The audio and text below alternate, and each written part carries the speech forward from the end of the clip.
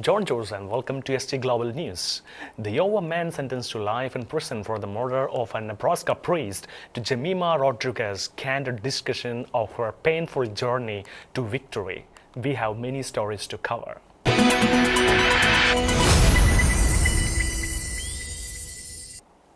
A Washington County judge sentenced Iowa resident Keir Williams to life prison for the 2023 killing of Nebraska priest Father Stephen Gutzel.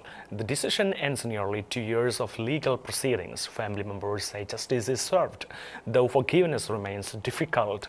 Court statement from sgnews highlighted the community's grief and the parish's enduring loss. An Iowa man was sentenced to life in prison on November 12 for the 2023 killing of Nebraska priest Father Stephen Gutzel. Prosecutors stated the December 2023 stabbing at St. John the Baptist Parish in Fort Calhoun gravely undermined the community's sense of safety. A Washington County judge issued the ruling accordingly, KETV News reported. Deputies responding to a break-in on December 10, 2023, reportedly found Gutzel with multiple stab wounds on the rectory floor. Williams was discovered lying on top of him and was taken into custody immediately. He initially entered a plea of not guilty by reason of insanity before changing his plea to guilty last month. Washington County Chief Deputy Attorney Eric Peterson said the murder shattered the innocence of Fort Calhoun and argued that a lesser sentence would diminish the seriousness of the crime. Williams apologized in a written letter read by his defense. Gutzel's family told KETV that his absence from the courtroom felt cowardly. Gutzel's sister said that they could not fully grasp his loss, noting the pain carried by both relatives and parishioners. The verdict brought an end to almost 2 years of legal proceedings. His immediate relatives said the verdict brought justice, though forgiveness is still hard. Court statements highlighted the community's deep sorrow and the parish's enduring loss. Gutzel, ordained in 1984, earned recognition for his pastoral work and adult education ministry. His funeral took place at St. Cecilia Cathedral in Omaha, with burial at Calvary Cemetery. Local sources in Borno State, Nigeria report that 7 people, among them women and children, were kidnapped on November 12th during an attack on Shekinah ward in Chibok local government area.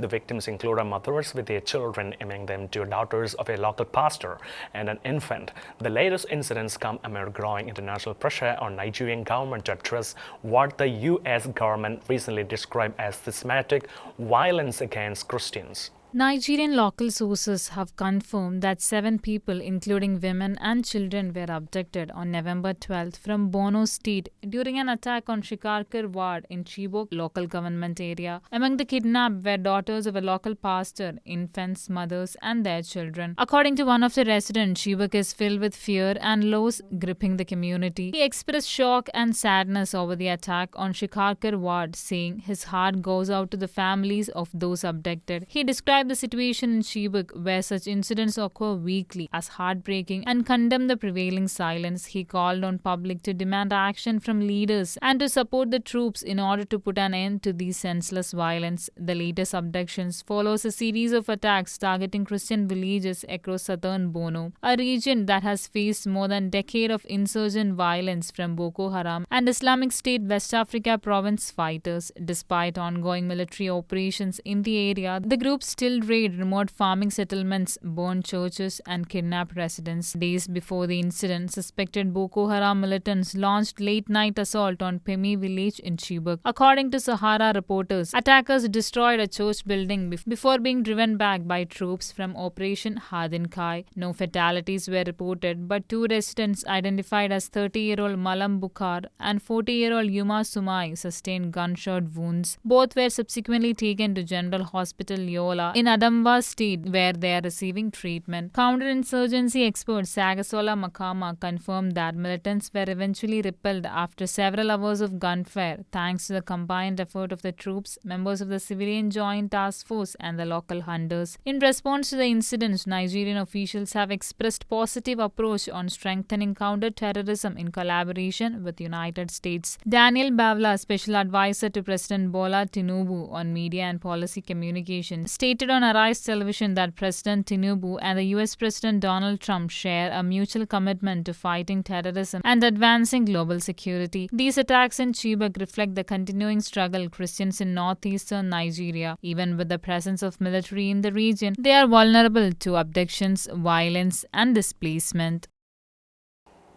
France marked the 10th anniversary of the coordinator ISIS-led terror attacks on November 13th, which killed 130 people across Paris, including 90 at the Bataclan. Somber ceremonies, church bells, and tributes reflect a city still healing. Official survivors and faith leaders remembered the night that changed France, highlighting unity, remembrance, and hope amid enduring wounds.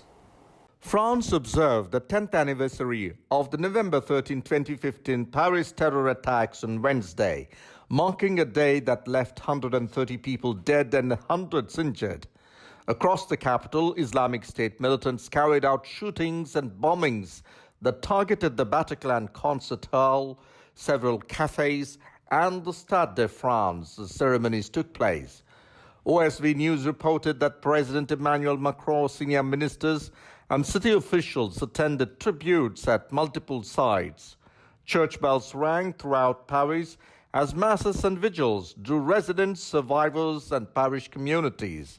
Archbishop Laurent Ulrich said in a statement that people remember the 2015 attacks as a night of anguish and senseless violence, yet also as one marked by remarkable acts of compassion from first responders and citizens.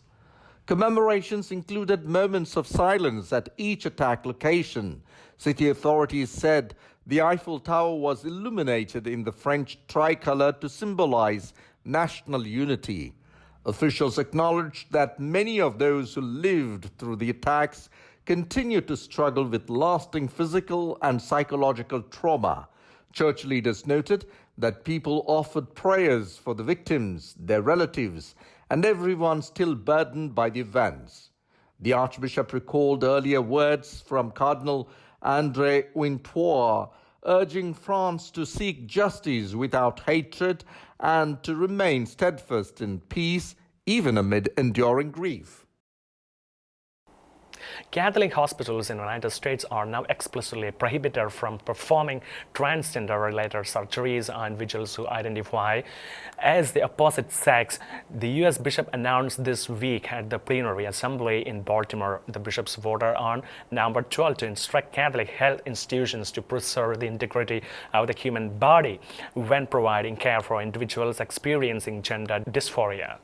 During the plenary of U.S. Conference of Catholic Bishops, the prelates shared that Catholic hospitals in the United States are explicitly forbidden from carrying out transgender-related surgeries on individuals who believe themselves to be the opposite sex. The bishops voted to direct hospitals to preserve the integrity of the human body when treating individuals with gender dysphoria. In the updated guidance, the bishops stated that while Catholic healthcare providers should use all appropriate resources to ease a patient's suffering, they may do so only through methods that respect the fundamental order of the human body. The new directive formally incorporates in a USCCB policy what the bishops had already outlined in the 2023 doctrinal note, which stated that Catholic health institutions must not participate in procedures intended to alter the sexual characteristics of a human body to reassemble those of the opposite sex. The revised directives were praised by Catholic Health Association in a statement released on November 12. The Catholic Health Association affirmed that the new rules reaffirm the Church's teaching on the dignity of all persons and their right to life from conception to natural death. The organization noted that the revisions clarify and affirm current clinical practices and are consistent with Catholic healthcare practice that does not allow for medical interventions that alter sexual characteristics absent an underlying condition. The Catholic Health Association also stated that Catholic healthcare providers providers would continue to treat individuals who identify as transgender with dignity and respect. Regarding medical procedures, the bishop's guidelines specified that it can be morally permissible to remove or suppress the function of one part of body for the sake of the body as a whole, though this is reserved for very limited circumstances such as when a body part is deceased. The guidance issued by the U.S. Conference of Catholic Bishops arrived several months after the Trump administration took steps to ban certain transgender procedures on minors at U.S. hospitals. Specifically, in January, President Donald Trump signed an executive order. This order prohibited hospitals receiving Medicare and Medicaid reimbursements from performing transgender operations or providing transgender drugs to anyone under the age of 19. Jemima Rodriguez, whose extraordinary batting helped to take India to the finals, reflected on difficult period when her family faced false allegations shortly after India's early exit from the 2024 T20 World Cup. A year later, she played a crucial role in India's Women's World Cup triumph. Jemima opens about the challenging journey that ultimately paved the way for her victory. Jemima Rodriguez may be celebrating the triumph of World Cup victory, but it wasn't an easy journey. From trolling to allegations that engulfed her family after India's T20 World Cup exit in 2024, she went through one of the most painful phases of her life. In an interview with India Today, she opens up about the topic she usually avoided addressing publicly. She said that when her parents were dragged into something they didn't do, it really hurt. She added that everything they did back then was fully in line with the rules and regulations, and they had proof to back that up. However, the allegations made against Jemima and her family were deeply hurtful, especially since they had done nothing wrong. The period caused significant emotional strain for the Rodriguez family. Allegations against her father, Ivan Rodriguez, for allegedly using Mumbaiker's gymkhana for religious activities sparked controversy, ultimately resulting in the revocation of her club membership and leaving the family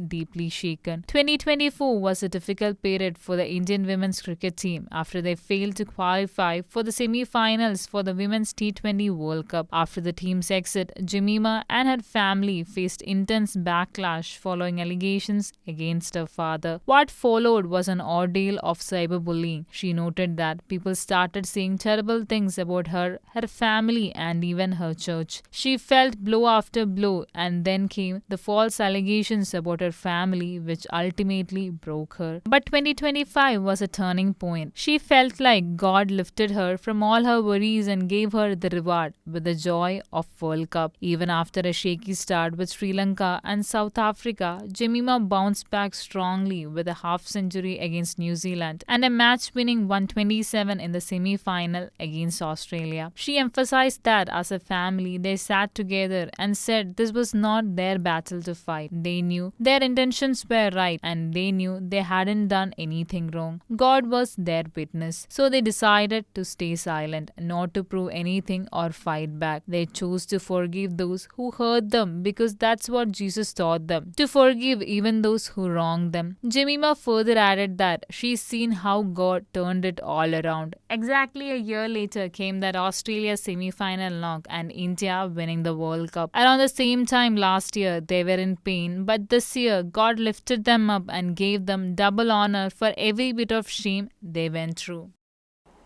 That's all for today. Until we meet again, God bless and thank you.